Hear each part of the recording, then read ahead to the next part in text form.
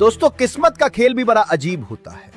कल तक जो प्रिंस पाकिस्तान के कंधे पर हाथ रखकर भारत के खिलाफ सैन्य समझौतों की बिसात बिछा रहे थे, आज वही प्रिंस भारत के सामने मदद की उम्मीद लगाए खड़े हैं। मशरिक़ वुस्ता की सूरत-ए-हाल मजीद पेचीदा और खतरनाक रुख इख्तियार कर रही है।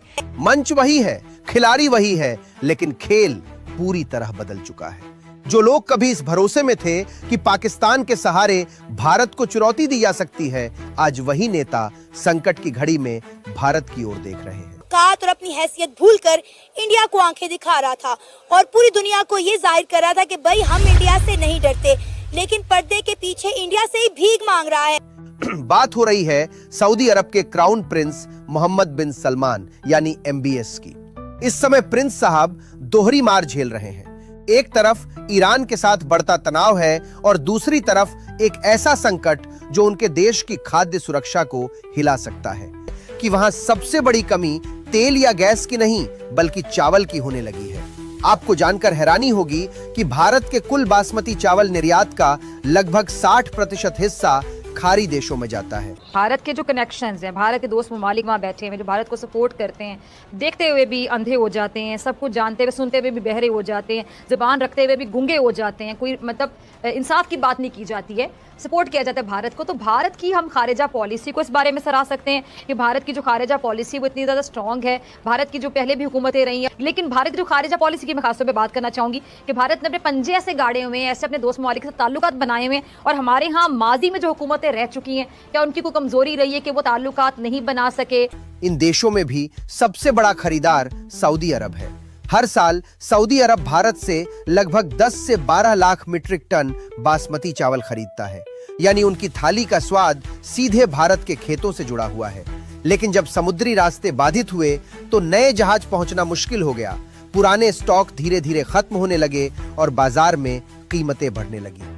इसी बीच कहानी में एक बड़ा मोड़ आता है जब ईरान ये घोषणा करता है कि स्ट्रेट ऑफ हॉर्मोज कुछ मित्र देशों के लिए खुला रहेगा और उस सूची में भारत का नाम भी शामिल है।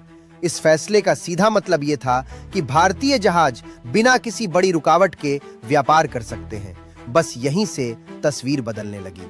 सऊदी अरब की तरफ से तुरंत भारत को संदेश गया कि जितना संभव हो सके उतना बासमती चावल जल्द से जल्द सऊदी भेजा जाए, क्योंकि देश में खाद्य संकट गहराने का खतरा बढ़ रहा है।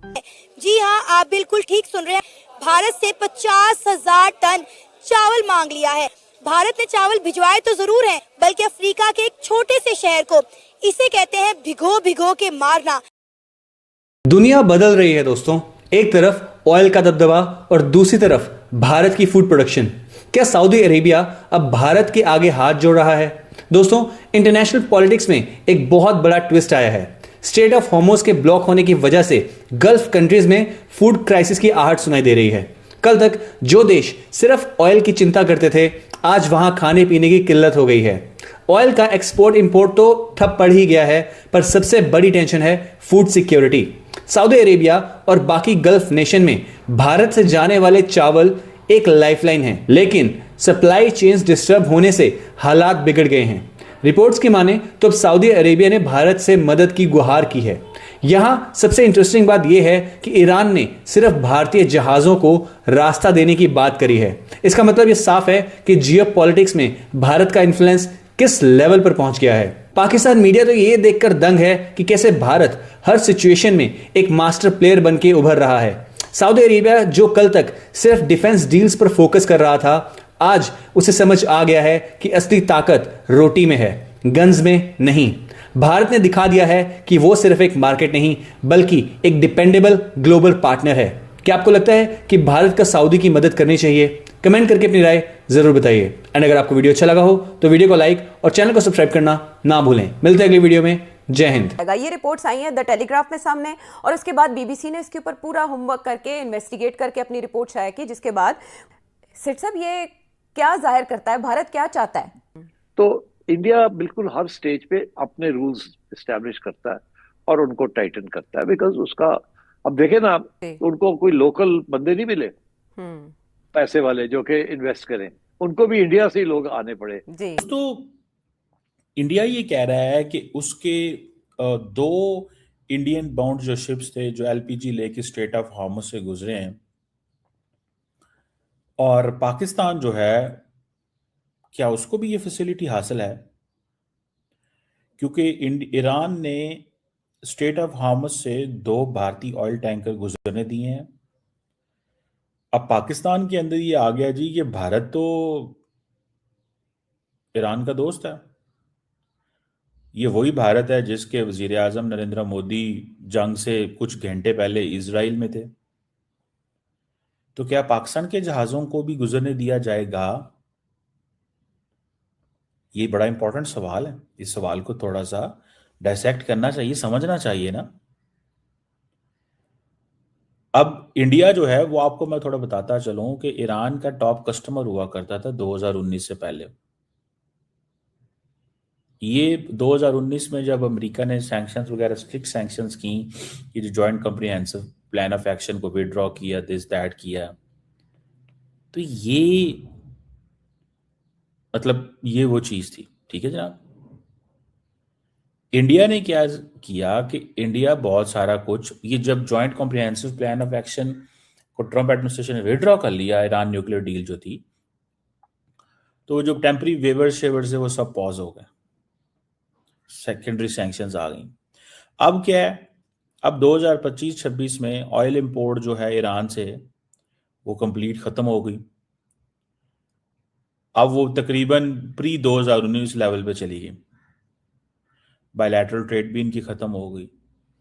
अभी ये जो मार्च की सिचुएशन बनी है स्ट्रेट ऑफ हार्मज से ईरान एंड ओमान जो है, जहां पे उन्होंने डिस्टर्ब किया सारी की सारी सप्लाई चेन को,